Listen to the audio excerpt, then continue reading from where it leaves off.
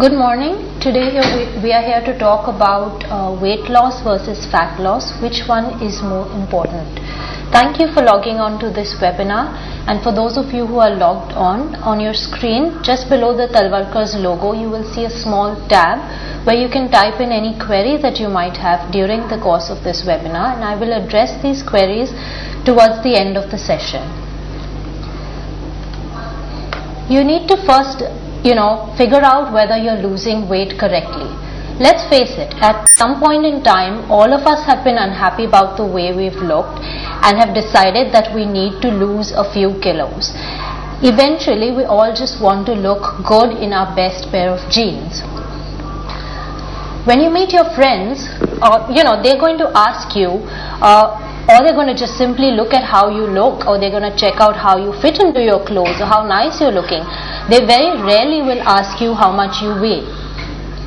So is it really important to focus on how much you weigh, or is it more to focus on how much you look? What is the secret of fitting into those jeans? How can you look perfect so that you look good in whatever clothes you wear? I would say the secret behind looking thin is simple. All you have to do is increase your muscle. Now, I can hear a lot of questions that are running through your mind, like, things like, I'm not a bodybuilder, and what if I lose all my curves, and how on earth do I increase my muscle? I mean, it sounds like something, is it sounding like scary, difficult, or something that's strange to you? Because a lot of people would think like, increasing muscle is something that a bodybuilder would do. So how would you actually go about increasing your muscle? Now, you don't have to worry about anything. What you need to understand first is what muscle has to do with your body weight. When you stand on the scale in the morning and you decide to check your weight, that dreaded figure that you see over there comprises of fat, muscle, organs, connective tissue, bones, fluid, gastrointestinal fluid, and all of these factors are basically what make up that weight or that figure that you see on the scale. So any weight changes that you see from one day to another on the weighing scale can be attributed to a combination of these elements or a change in any one of these elements. I mean, I could drink a glass of water and stand on the weighing scale and I could weigh more. I could weigh more than I do like 5 minutes ago. So all these factors basically are what's influencing your body weight. And where does muscle play a role in this? Now, within your body weight, when we're talking about muscle and when we're talking about fat, you need to understand that fat is basically an inactive tissue. But muscle, on the other hand, requires a great deal of energy in order to maintain. When you start losing weight through dieting, which is like the approach that most of us would like to take, is like, initially when you feel that you need to lose weight, your instant reaction is to just cut down on what you're eating and start eating less. And you occasionally think that is what's going to make you lose weight. But your body responds to this very differently. When you start dieting, your body actually preserves your fat. It does not actually start losing fat, but it burns or it cannibalizes your muscle cells and preserves your fat stores. Now, this may sound a little strange, but actually it's an inbuilt defense mechanism which is in your body, and it's designed to protect and to save you in case of starvation. So this is how we all respond to if you were to just start dieting alone. So when you try to go on a crash diet, or you try to just starve yourself, or have only liquids, or have just soups for dinner, you're actually not burning any fat. You're actually just simply clinging on to your fat stores instead of burning it. Your body is moving into a starvation mode and you're not losing any body fat. Okay, when this happens, you actually start to lose lean muscle mass. Eventually, when you keep dieting, it's not easy to keep dieting for a long time. So what we do is we go on a diet and we go off it, and then we go on a diet again and we go off it again. So this kind of cycling with your diet eventually can make you look fatter, even though each time you're cutting more and more calories. So this is what is called like a yo-yo weight gain. It keeps cycling and it eventually makes you look overweight.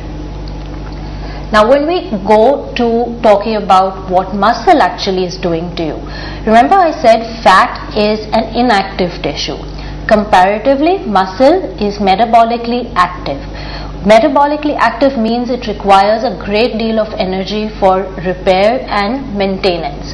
So if you're trying to think of the muscle in your body, ideally you should think of it like a factory. Okay, where there's a lot of work going on, there's a great deal of production, and there's something happening all the time. Your muscle is exactly like that. You have amino acids coming in, you have repair, you have maintenance, you have muscle tissue being built, you have, immune proteins being built, and a lot of work happening. So the more muscle you have, the more work is happening in your body, and eventually more work happening in your body means that you're spending more calories. Now how does this actually help in making you lose weight? For this you need to understand what afterburn is. Afterburn is the amount of calories that you will continue to burn after the workout is over. When you're working out in a gym or you're exercising, you're not actually, losing weight at that point in time. You start to lose weight by the afterburn that's created after the exercise. The more muscle you have, the more afterburn you have, and it forces the body to burn calories extremely fast even after you stop the workout throughout the day. So what happens is the more you increase your muscle mass, it eventually helps you to burn calories even when you're sleeping. And this has simply got to be the best part, because all of us think of losing weight as hard work and having to burn calories all the time, and who wouldn't want to burn calories even when you're asleep? And this is what an increased muscle helps you to do. It helps you just simply burn calories even while you're sleeping, while you're sitting at the desk, while you're sitting at the computer. The more muscle you have, you will be burning calories every minute of the day. On the other hand, if you're just going to focus on cardiovascular activities, you're going to concentrate just on the amount of calories that get burnt during exercise, and cardiovascular activities have very little impact on the calorie burn throughout the day. The afterburn with cardiovascular activities, which include treadmill walking, regular walking, jogging, cycling, aerobics, will probably extend for 2 hours at the most. So this is extremely true even if you spend hours running on the treadmill.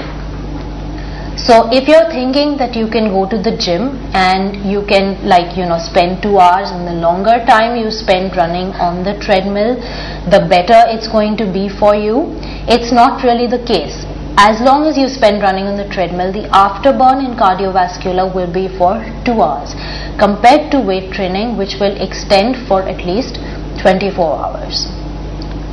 Now probably when you're thinking about building muscle, you're looking at the way you look, and like I said, it's very, very important that you look good in your jeans or you look good in the clothes that you wear. So the first thing that a lot of people think of when they think of muscle building is, what about my curves and what about my body shape? Is the muscle building going to make me look ungainly? Am I going to look like a block, and am I going to look solid? So if you're worried about your curves and your body shape, let's think of the difference between how fat looks and how muscle looks. Body fat is basically like cotton. It occupies a lot of space, it has no defined shape. It's just a lot of fluff. Muscle, on the other hand, can be compared to an iron block, which occupies less space and is much more compact. That is why fat loss and muscle gain actually make you look thinner, whereas weight loss may not actually do the same thing. When you gain muscle, you actually shape your body because each muscle has a defined shape. Whereas the higher the fat, the more out of shape you look. When we're talking about body weight, as what you see on the scale, there is no difference between muscle weight and fat weight. You could be very less, but you could have a high fat percentage, and that high fat percentage because the fat is like cotton and no shape, it makes you also look like you have no shape. So on the scale you could be like an ideal weight and you could be perfect, but you have no idea internally of what the composition is in your body. And it's not really ideal to be of an ideal weight when you're looking out of shape. You can have two people who are of the same weight, and you can have one person who looks thin and another person who looks out of shape. So this is why your body weight is not important, but your fat percentage and your fat loss is much more important, because the less fat that you have, the more in shape you're likely to look. Now if you're looking at being in shape and looking defined and looking sculpted, how would you actually end up looking defined, or how can you look sculpted? Now the advantage of muscle over body fat, now since I've told you already that fat is like cotton, you can imagine that it has absolutely no structure and shape. But muscle on the other hand has a beautiful defined shape. Every muscle in your body has its own shape, and the more muscle you have, the more beautiful and defined your body will look. As you keep weight training, you end up shaping, toning and defining the inherent structure of your existing muscles. So if your arms have a particular look, the more weight training you do, you will develop that look on your arms. You will develop all the curves, because each muscle will develop their own individual shape. So you'll never end up looking out of shape or lose your curves or look like a bodybuilder. It simply makes you look lean and fit. So this should take away the fear that a lot of people have, which is like, muscle will just make me look bulky, and it will make me look overweight, and it will make me look, big. Muscle just takes the shape that it was meant to be. It will make you look lean. For women, they're never going to training and weight training and increasing your muscle is never going to make you look like a bodybuilder, or never going to make you bulk up, because you don't have the capacity to do so. So you simply look lean and fit with more muscle that you have, and you can shape up as what you want to be. If you focus only on the weighing scale, it can absolutely become your worst enemy. It can mislead you and completely kill your motivation. If you step on the scale every morning and find changes that are there that you don't expect, like you probably just had a soup the previous evening, and you could have stepped on the scale the next morning and found out that your weight is actually more than what you expected it to be, and it's very, very disappointing.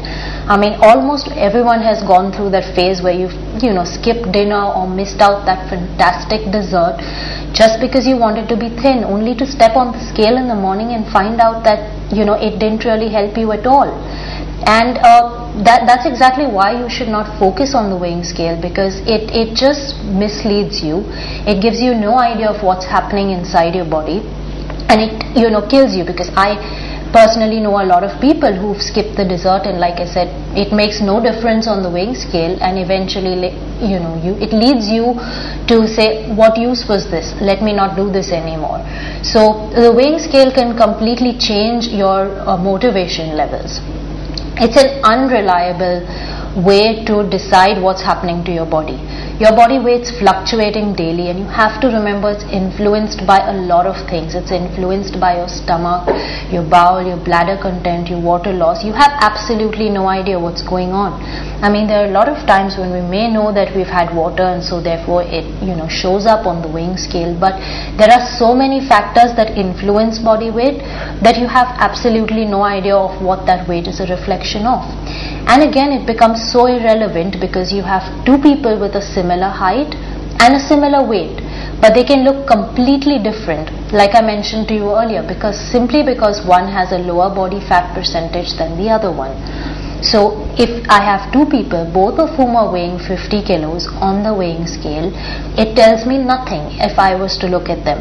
But on the other hand, if I was to look at their fat percentage, and I have one with a lower fat percentage, that person would look thinner at 50 kilos as compared to the other person with a higher fat percentage, who would look more overweight at 50 kilos.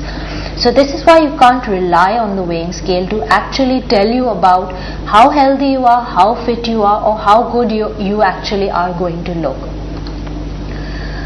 Now it might sound a little difficult to you to actually, figure out how to go about doing this. I mean, how do you increase your muscle? How do you stop looking at the weighing scale?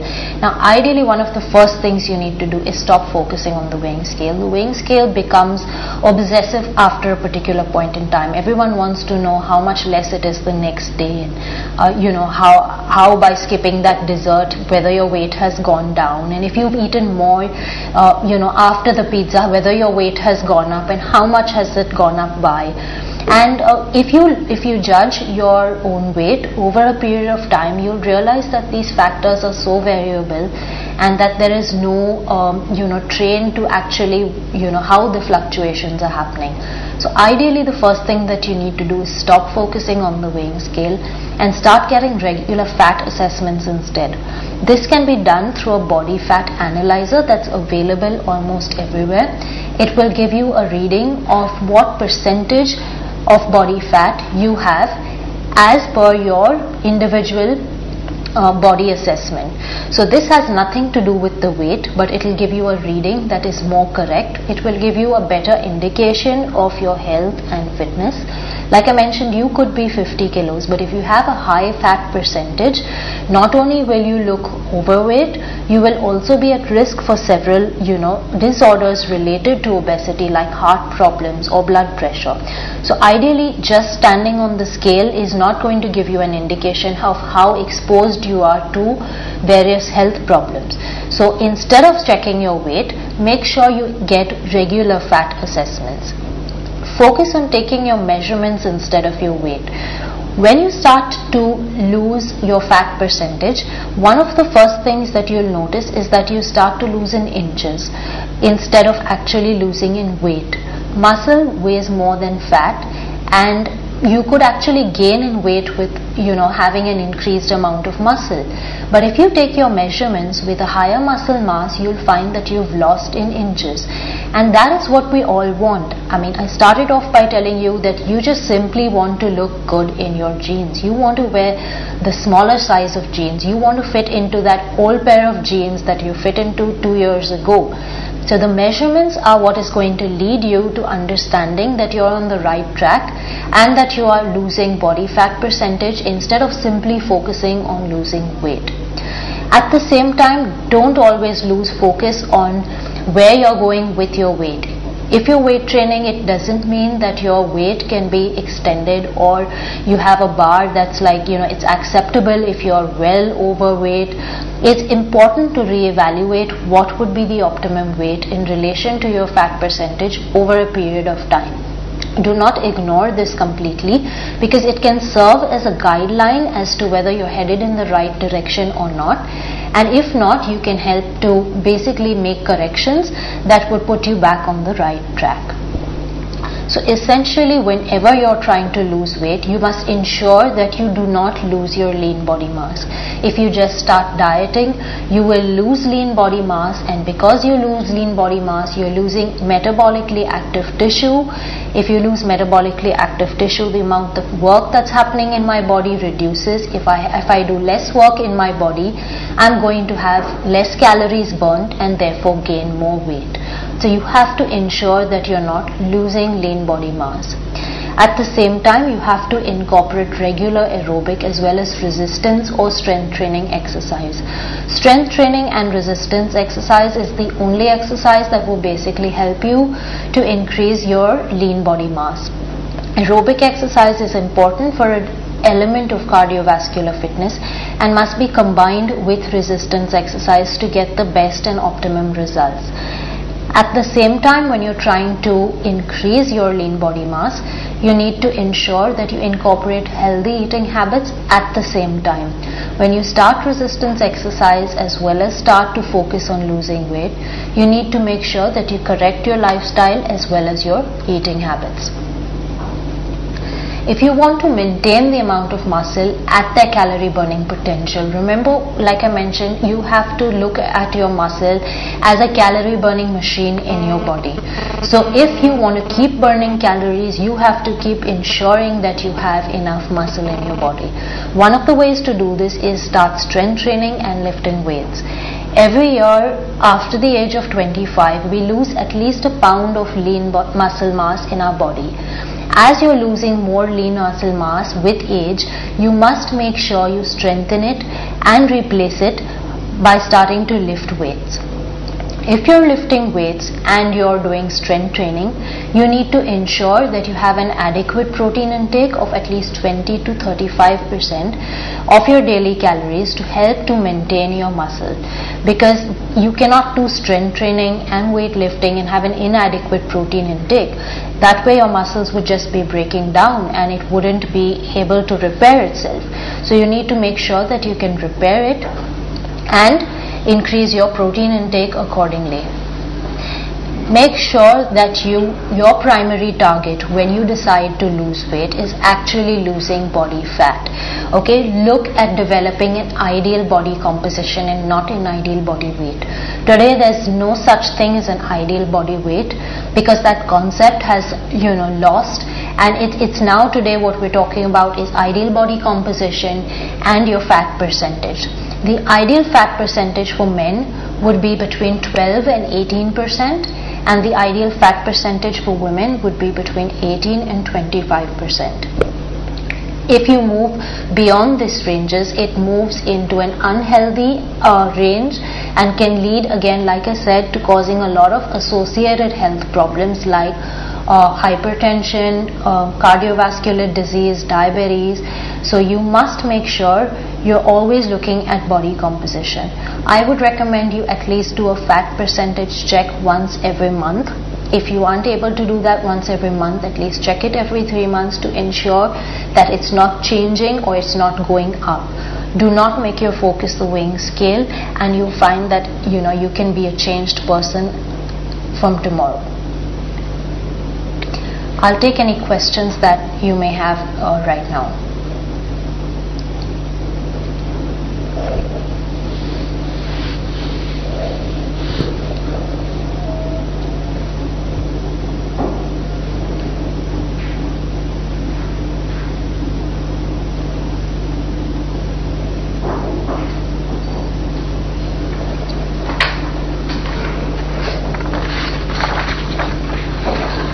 I have a question from Ankit Agarwal.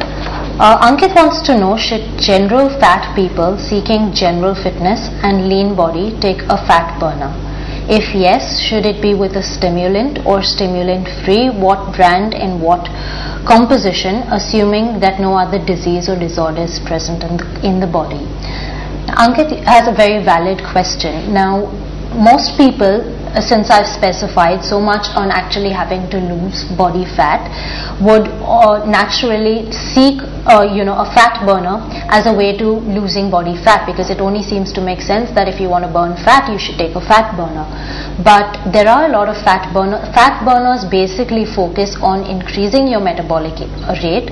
They focus on increasing your heart rate, and a lot of them are actually just central nervous system stimulants. They may contain substances which are actually banned, things that are even banned by the Olympic Committee. And even though you have no other inherent disease, disorder present in your body, sometimes you're not sure of to what extent these stimulants or these fat burners can increase your metabolism, or to what extent they can stimulate your nervous system, or to what extent they can increase your heart rate. I would recommend that you don't take a fat burner to burn body fat, but you focus on strength training, because remember I said strength training is going to give you an afterburn. It's anyway going to help you burn fat for 24 hours at a low risk.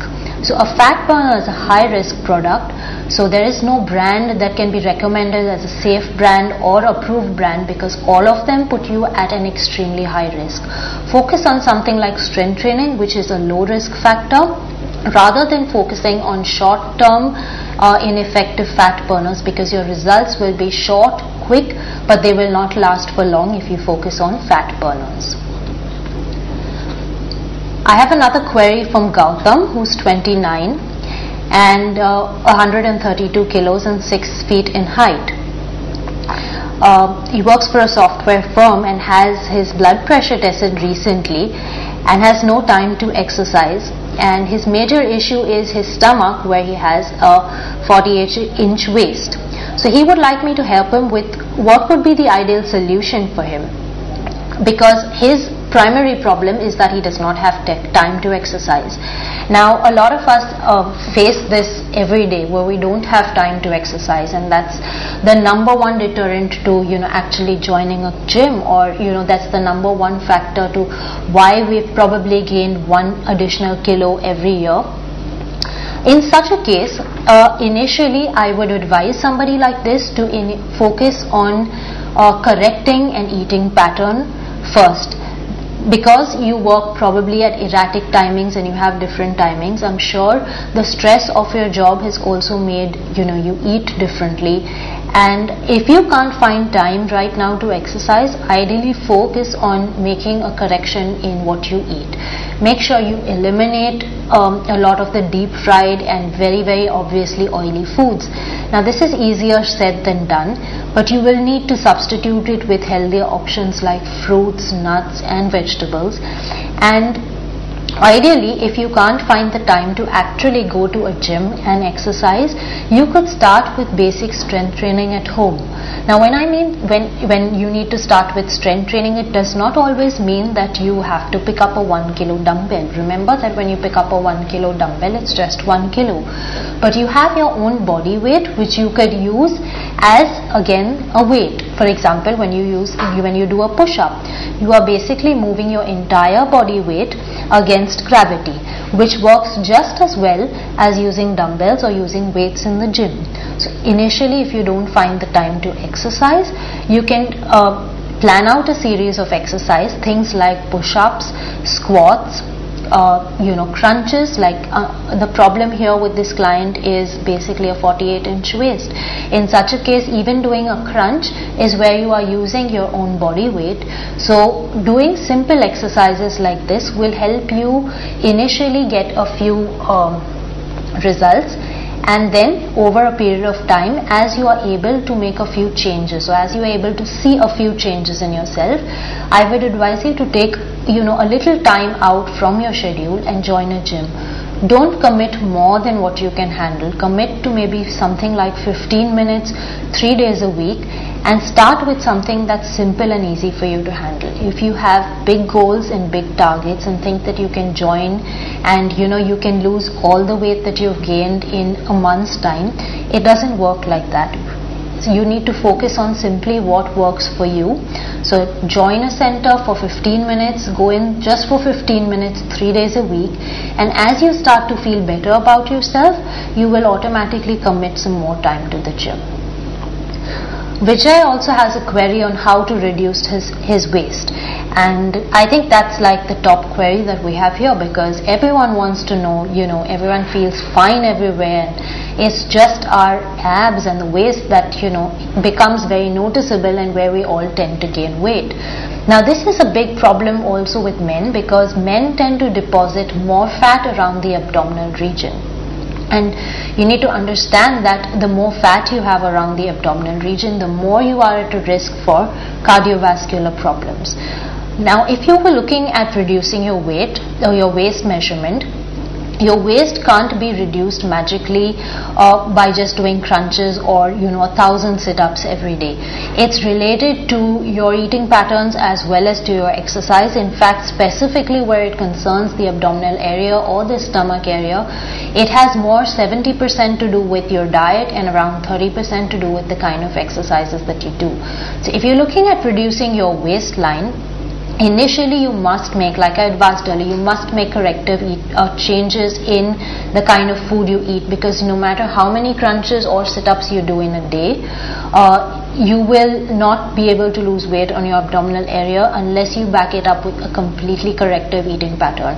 So as soon as you correct your the kind of food that you're eating, you can start doing basic crunches and basic sit-ups.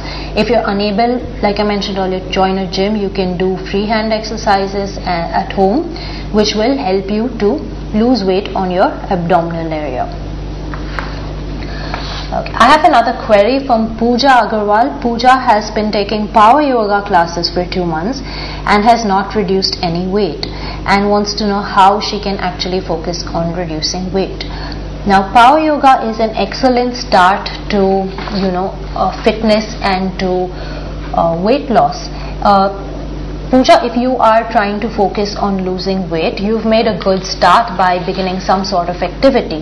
But like I mentioned, activity doesn't work by itself. You need to combine it with a corrective eating pattern. So make sure, if you're trying to lose weight, your power yoga is probably not working because your eating pattern isn't corrected. What I would suggest is you start making changes in your diet and focus on power yoga maybe a few days a week, or power yoga 2 days a week, and start strength training for at least 3 days a week. Strength training will help you to increase your lean body mass, and you should be able to see results, visible results on your waist and on yourself within 3 months. Aman wants to know how to reduce weight and actually create a balance between the fat loss and the weight loss and the ideal fat percentage in women. Now, all through, I know it's difficult to actually create that balance. I mean, how do you know when you have enough fat and when you have enough lean body mass, and which is the point that you should actually stop at lean body mass, and what fat percentage should you not go below? Like I mentioned, the ideal fat percentage for men is between 12 and 18%, and the ideal fat percentage for women is between 18 and 25%. We have in fat percentage something which is known as essential body fat. Essential body fat is the basic amount of body fat that your body needs, without which it will be unable to function normally. Okay, for men the essential body fat range is around 3%, and in women the essential body fat percentage range is 8%. You cannot go below this fat percentage range, because then you would have a lot of functions that are unable to be done in your body, because fat at the end of the day is not really a bad thing. It has its own role to play in your body, and it's very, very important for men that you keep your fat percentage well over 3%, and for women well over 8%. This is only what is called the essential body fat. That is the minimum amount that you need to survive. But ideally what you need on a day-to-day basis is 12 to 18% for men and 18 to 25% for women. Now, how would you balance between fat loss and weight loss? If you're looking at creating a healthy balance between the fat percentage and your body weight, you need to combine different types of activity and exercise with a corrective eating pattern. Strength training is going to help to build your lean body mass and to make sure that you don't lose muscle.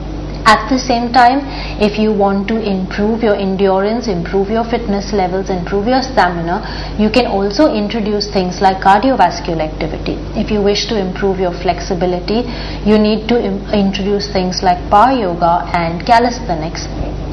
A combination of all these things will basically help you create the ideal balance between your fat percentage and the lean body mass. The best indicator of your fat percentage and your lean body mass would be your measurements.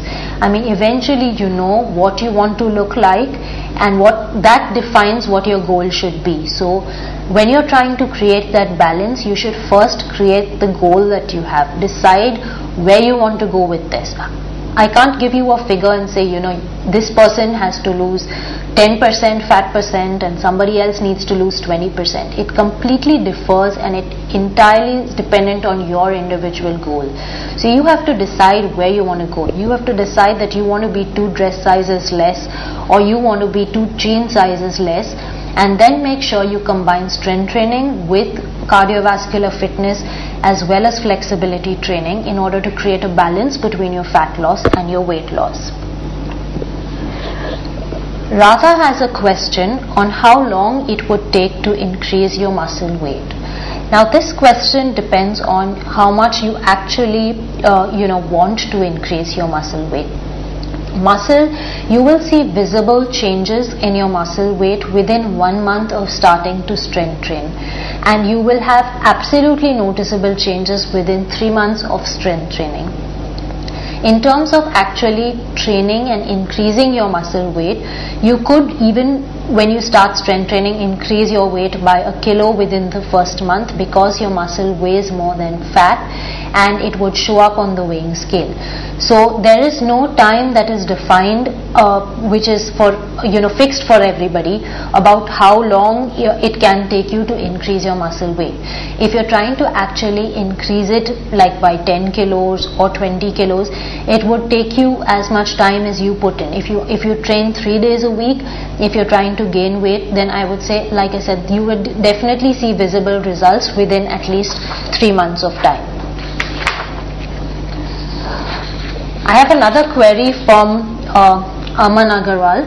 Aman wants to know whether taking whey protein can make you addicted to it, and whether not taking it after some time has any adverse effect on your body. Since I mentioned earlier, you need to take at least 20 to 35% of protein. The common shortcut to all this is to take whey protein, because it gives you a good portion of your protein intake for the day. Now, Aman wants to know whether taking this can make you addicted to it. In a way, it doesn't create an addiction in your body, but you become addicted to utilizing it as a shortcut to your protein source, because protein is available from a number of fantastic foods. You get protein from milk, you get protein from milk products, you get protein from cheese, you get protein from meat, you get protein from sprouts. Now, a lot of times the problem with these products is that even though they're fantastic sources of protein, they have a high percentage of fat. What whey protein does is it gives you the protein without the fat. So yes, over a period of time, it is very beneficial if you take something like this without the fat percentage, but it does not replace what you can actually get out of food. When you eat a piece of meat, or when you eat a fish, or when you have a bowl of sprouts, you're not just getting protein out of it, but you're getting a lot of vitamins, minerals, antioxidants. You're getting a lot of riboflavin, and you're getting a lot of other nutrients which probably the whey protein may not be able to provide you. So if you keep taking whey protein over an extended period of time and not actually focus on real foods, you may miss out on a lot of other nutrients that your body needs. Like, you may be missing out on all the antioxidants, which is really not there in the whey protein and which is only present in fresh food.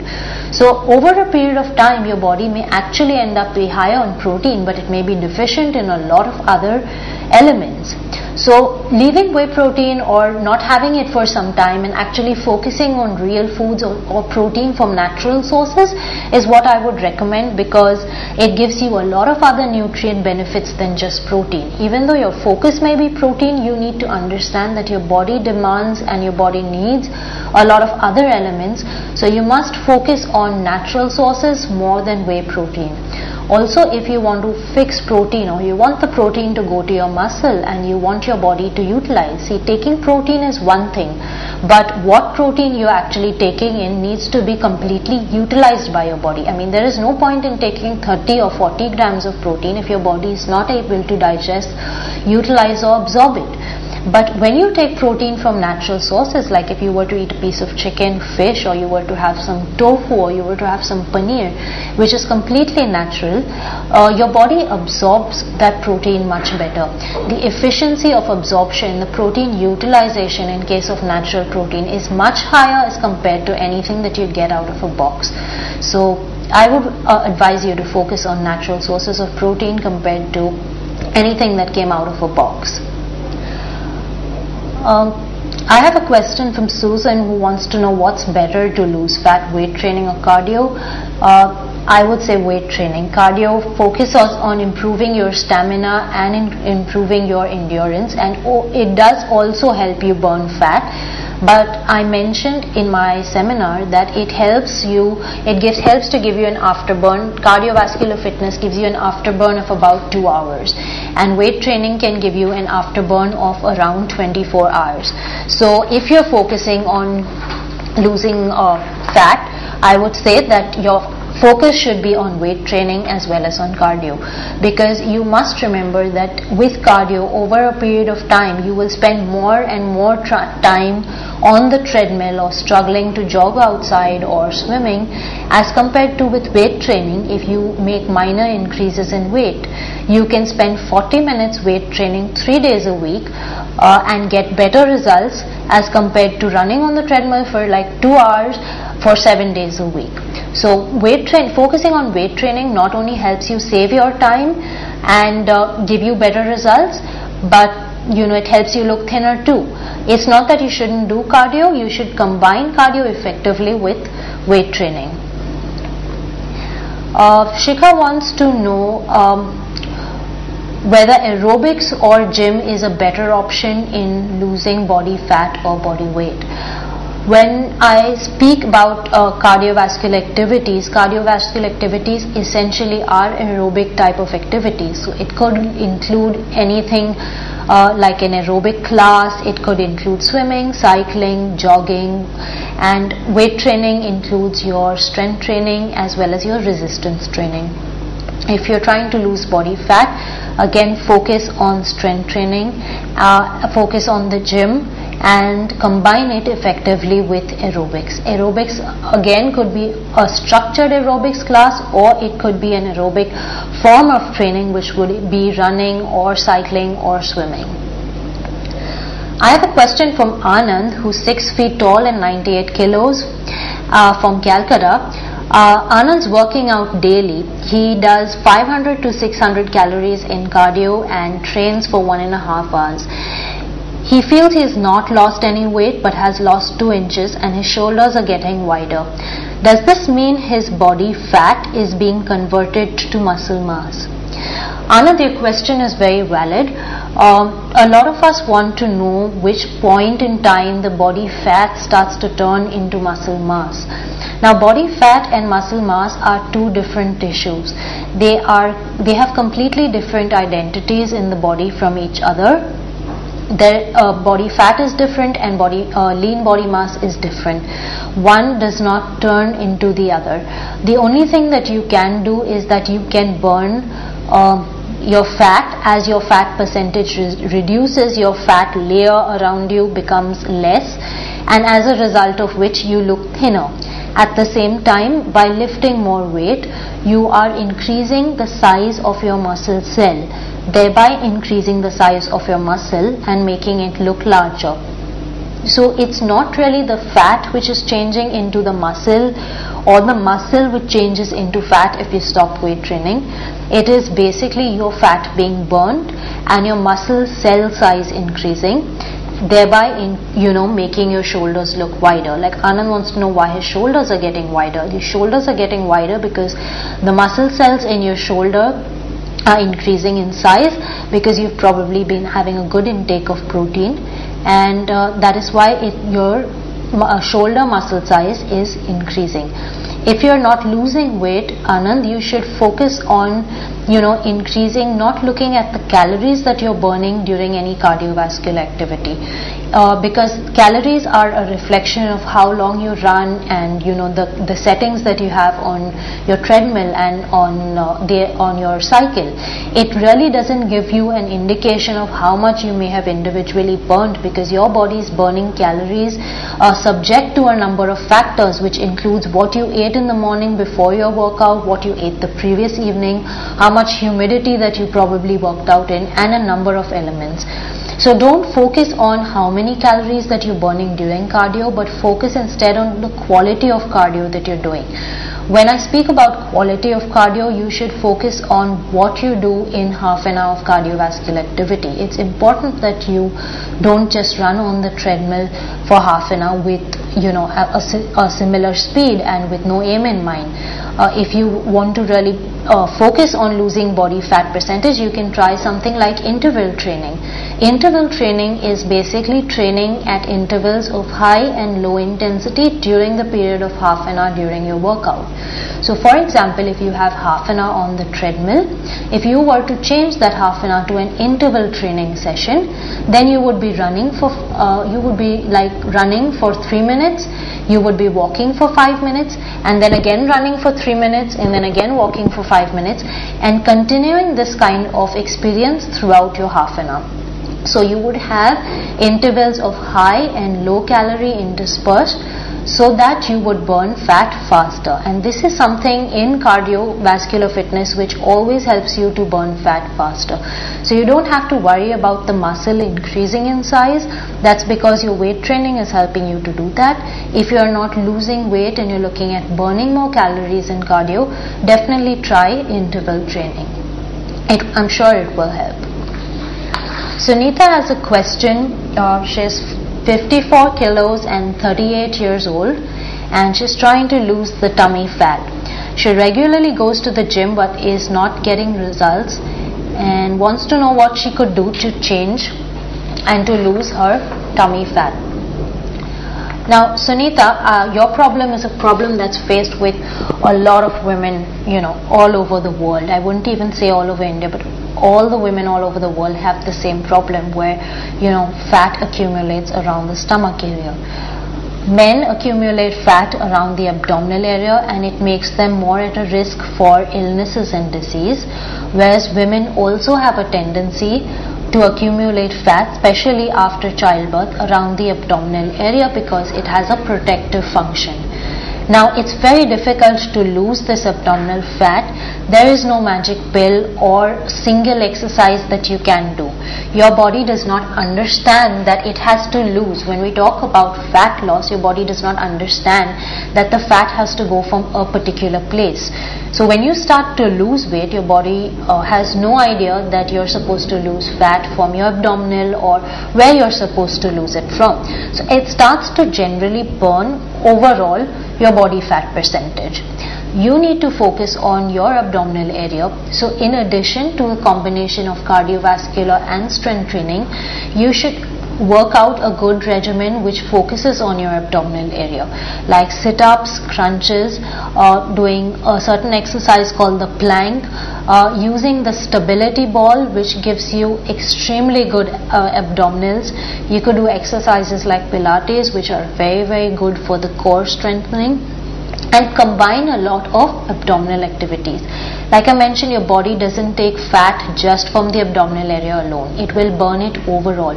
So when you're trying to focus and you realize that your problem area is actually your abdomen, you must understand that if you want your body to focus on that, you've got to activate it as a whole and then start to define and focus by including more exercises on your abdominal area, and that will give you better results on your stomach. There is no such thing as spot reduction or only doing stomach exercises or only doing 1,000 sit-ups every day or isolating your stomach muscles and only focusing on that one thing.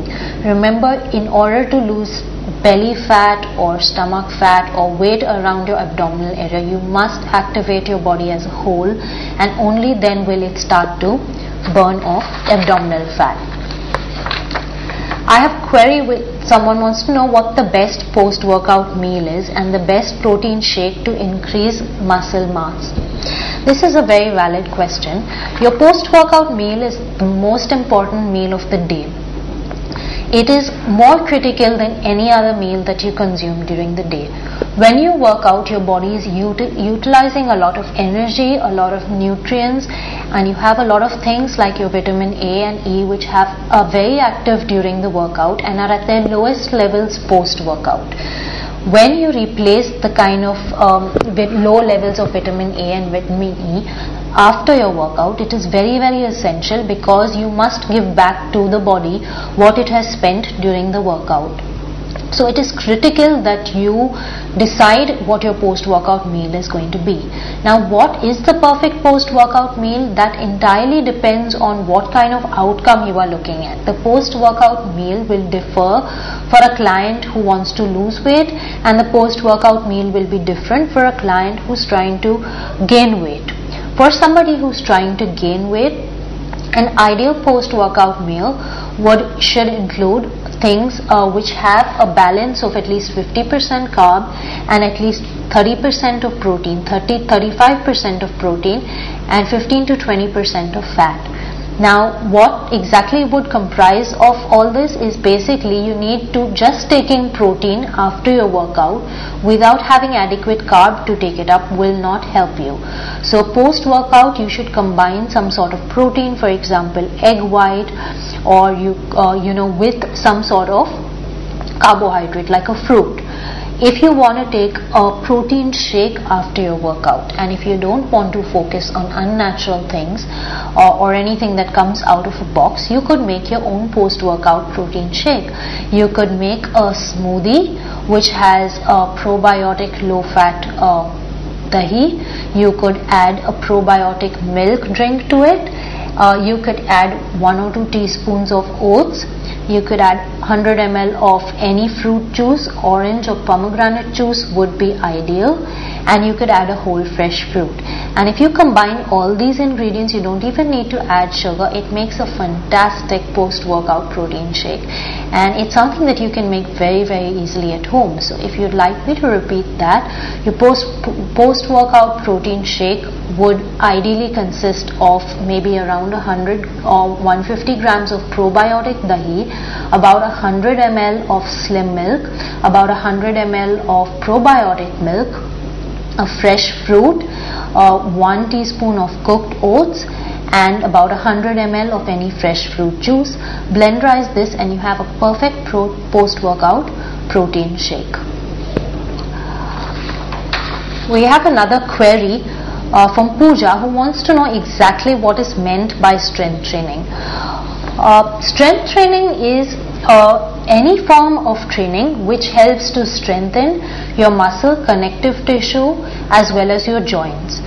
This could include different types of resistance training, calisthenics as well as weight training. Weight training and strength training are not the same thing. Strength training is the broad category that includes resistance, calisthenics and weight training. Resistance training could be training in which you use your own body weight as resistance. So this could include exercises like doing push-ups, pull-ups, squats, all of which you're focused on using your own body weight. Crunches are also resistance training. Side bending is resistance training. And all this falls under the category of strength training. At the same time, you have other exercises like yoga, which also fall under the category of strength training, and you have something like weight training, in which you actually lift weights, which fall under the category of strength training. So strength training does not only mean training with weights, but it means training with your body weight. It could mean training with resistance, where you use resistance bands like the TheraBands, which give your muscle the requisite amount of tension, and it can include training with weights, dumbbells or the weight machines at an organized gym center. So you must understand that when you want to incorporate strength training in your day, you could pick on any one of these that will actually help you. Remember, the outcome, or when you want to know what strength training does for you, it strengthens your muscles, bones and joints, which can happen from resistance training or it can happen from weight training. Okay, Vijay wants to know which foods should be avoided at any cost to reduce weight.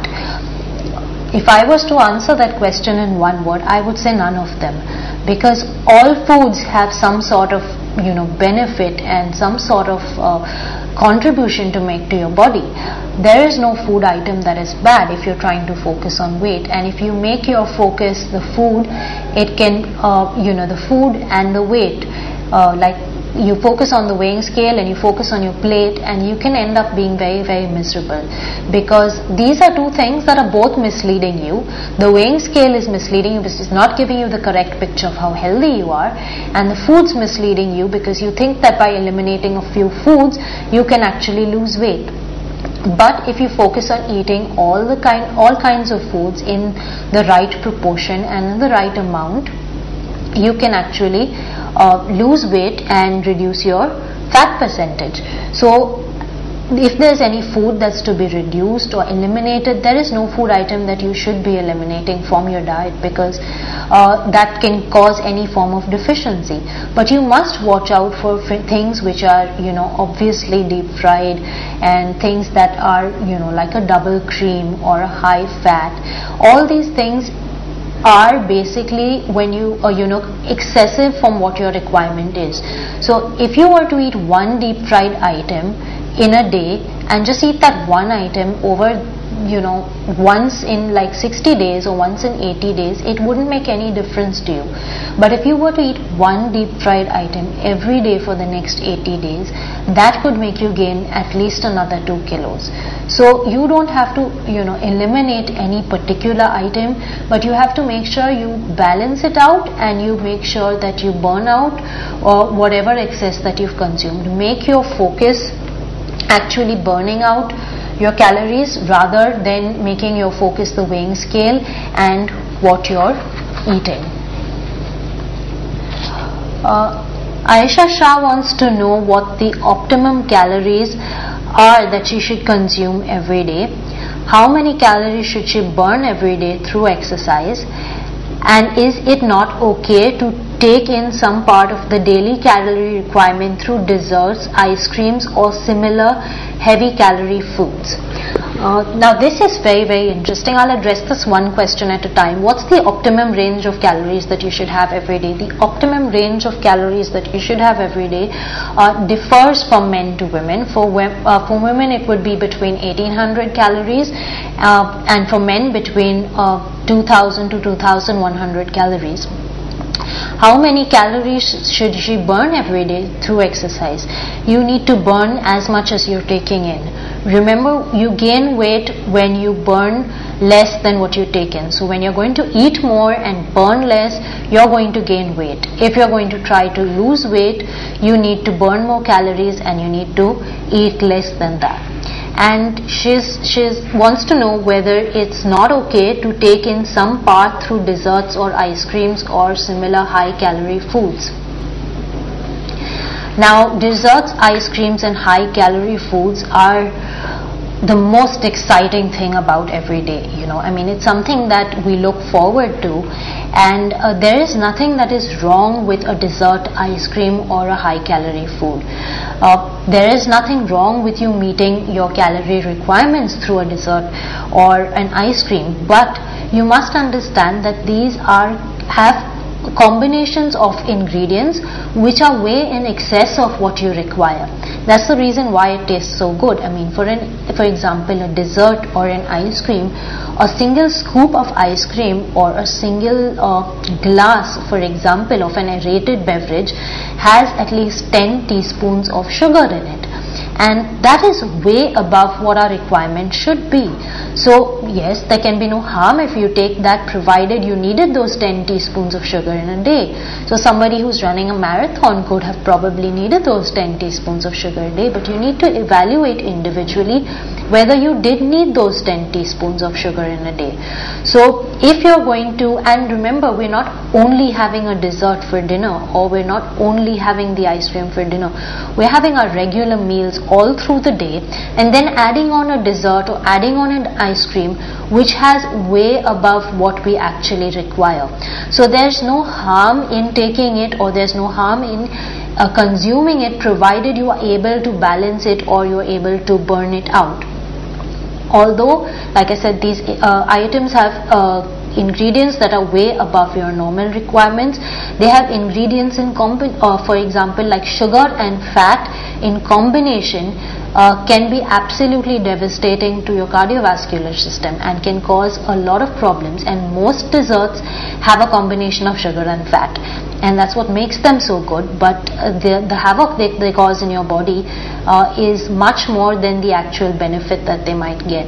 So ideally, a small portion of a dessert, save it for when you really need to have it. You need to evaluate, do you really need this dessert? Do you need the 10 teaspoons excess sugar in the day? And only then should you consume it. Surjan has a query. He feels that many people say that once you stop weight training, you gain a lot of weight and you go out of shape.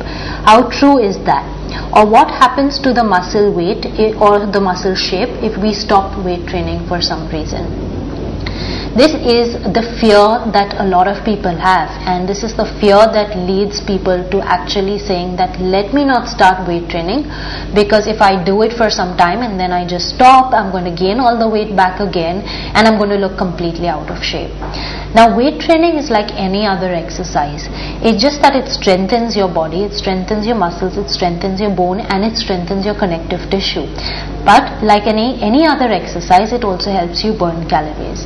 If you were to stop training, it essentially means that you are stopping exercise or you are stopping a form of activity. When you stop a form of activity and continue with the same lifestyle or eating pattern that you had earlier, eventually it will make you gain weight. It has nothing to do with the muscle that you've gained or the strength training. It basically means that you've stopped your activity. If I was a swimmer and I stopped swimming, I would gain weight the same way. If I was a runner and I stopped running, I would gain weight the same way. Likewise with weight training. If I do weight training and I stop weight training, I would gain weight. It is simply stopping an activity which makes you gain weight. Stopping an activity which means your whole lifestyle changes. It means the amount of calories that you burn every day comes down. It means that the amount of calories that you're taking in currently exceed what you're actually burning out, leading you to gain weight. So it's not about the weight training, and it's not that your muscle will go out of shape if you stop strength training. It usually will take around anywhere between 8 weeks for you to actually begin to show a change in your muscle, which if you stop strength training. So if you stop strength training today, after 8 weeks you will start to notice that there is a visible change, and then from there on it will keep decreasing. So if you stop weight training, your muscle loses the strength and it loses the tone that it has developed over time. It does not get replaced by body fat, but because the activity stopped, your fat percentage consequently increases and you will end up looking out of shape. Weight training is the best way to stay in shape. Remember, it's not just weight training. If you have to stop weight training for some reason, you must realize that the focus needs to be on strength training. So you can always replace the weight training with some sort of strength training like basic push-ups, pull-ups, squats, and things that you can do on your own, which help at the same time to strengthen your muscle and lean tissue. So that's what ideally happens if you stop weight training. So you need to focus on keeping your muscles, bones, tissues active and strong. I have another question from Pooja, who wants to know what would be the main meal before the exercise. It depends again, Pooja, on what you're looking at and what kind of exercise we're talking about. If we're talking about strength training and you want to know what you'd like to eat before a strength training routine, remember, any type of activity requires energy, and energy is best obtained from carbohydrate. Now there are different types of carbohydrate. There is carbohydrate which is called simple carbohydrate, which is carbohydrate that gives you instant and quick energy, and there's carbohydrate which is called complex carbohydrate, which gives you sustained energy, which is a slow release of energy over a period of time. Now you may think that if you're exercising, why not get some instant energy? Why not, have something that's going to give me quick energy? Now that's not really what you want, because this quick energy is only going to last for about 10 minutes of your workout. So before exercise, if you want, you should ideally have a complex carbohydrate which will give you energy that will last for the entire duration of your workout, which could be anywhere between 40 minutes to an hour. A complex carbohydrate could be anything which has a high amount of fiber. It could include whole wheat toast, it could include a bowl of sprouts, it could include fruit, it could include anything that is sustainable in your system over a period of time so that you don't feel tired. Otherwise, if your pre-workout meal is not adequate or it is not enough, you will initially have a good amount of energy in the first 10 or 15 minutes, and then you will be extremely tired and exhausted after that. and you will think that you're tired and exhausted because you've done this fantastic workout, and you will not realize that you're tired and exhausted just because your carbohydrate and energy stores have been depleted. So you must ensure that your pre-workout meal is something which is able to sustain you through at least 40 minutes to an hour of workout without you leaving or without you getting that feeling of being completely exhausted post your workout. You should not have that feeling of complete exhaustion. So maybe a whole wheat sandwich with a lot of vegetables would be ideal. You could have a slice of toast with baked beans on it. That would be great. You could have a small methi roti, and before your workout you could have a small cup of tea and 2 whole grain biscuits before your workout, and I think all those kind of things should sustain you. For those of you who go in early morning for your workout and are unable to put a meal together, a fruit is the best thing that you can have before your workout, or you can have a small bowl of muesli with some milk about half an hour before you move into your workout. Anand has a query where he says almost all of us have friends with whom we socialize, we go partying, and sometimes we are forced to drink. So he wants to know which is the best low-calorie alcoholic beverage that he can have at an office party or when he's with friends. Now this is something which usually deters most of us and deters and puts off the best of our intentions to diet and the best of our intentions to work out. And what he says is he's forced to drink. So under such situations, Anand, the best thing that you can choose is probably a glass of red wine, because it has a lot of benefits to it rather than just the alcoholic content. Now how you drink and when you're out socializing is also very important. Remember, your friends probably don't like to see you with an empty glass, so you need to make sure that it's filled up all the time. But if you're going to fill it up with alcohol, that's really going to negate any beneficial effects from your morning's workout or from the diet that you've been following. So ideally what you could do is make sure you either split one drink over the evening, and in between each drink take some sort of fluid so that you don't get dehydrated. So you could take a fresh lime soda, you could take a plain club soda, or you could take a plain tonic water in between. So if you have one drink and you have one soda or one fresh lime, it kind of stretches you out throughout the evening, because if you're going to spend 4 or 5 hours with your friends, then if you start having a drink early, it's going to continue. So you make sure you split it up into 2 drinks and have it over the evening. And make sure you have, remember, alcohol dehydrates you. So when it dehydrates you, it is what gives you the headache the next morning, and it is also what can completely disrupt your workout the next morning. So make sure you drink plenty of fluids in between your workout. Make sure also you don't consume alcohol with other juices or with, for example, aerated sweetened beverages. If you're going to have alcohol with an orange juice, you're going to get calories both from alcohol as well as from the orange juice, compared to if you were to just have alcohol with ice, water or soda. So the focus should be on what you're having with the alcohol. Also, don't add on cocktails, essentially, which women tend to choose at most, are highly sweetened. So they have a lot of juices and sweeteners and other additives added to them, and the calories that you're getting and is coming from a lot of these additives more than the alcohol. So you need to make sure that whatever beverage you're consuming with the alcohol is either plain water, plain club soda, or any other 0 calorie or 0 sugar beverage. The more sugar that's in the beverage that you add on, the more calories that you're going to get. Vishada has a question on daily cardio, whether it's necessary for weight loss. Vishada, like I said, ideally I would recommend that you combine cardio with strength training session. Daily cardio is going to help with endurance and building your stamina, and it's extremely good for cardiovascular fitness, but you can effectively shorten the amount of time that you spend in exercising by just getting into strength training, because instead of an hour of cardiovascular fitness, you can spend 40 minutes strength training and double your results tenfold.